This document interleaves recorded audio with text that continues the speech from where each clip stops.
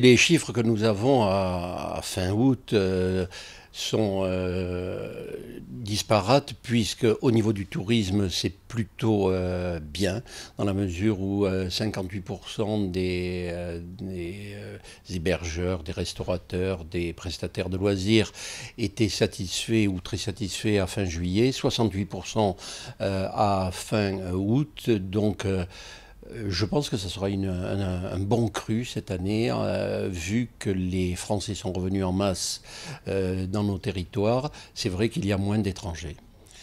L'industrie, quant à elle, a une image un peu disparate dans la mesure où, sur la partie agroalimentaire, par exemple, nous avons de très bons chiffres, puisqu'il y a certaines entreprises, en particulier celles qui travaillent dans le bio, ont des croissances à deux chiffres, 20-30%. Pour l'industrie traditionnelle, mécanique, électromécanique, chimie, les chiffres sont plutôt bons et le réseau industriel des sous-traitances, que ce soit dans l'imprimerie ou dans d'autres secteurs, sont également dans de bonnes dispositions à ce jour.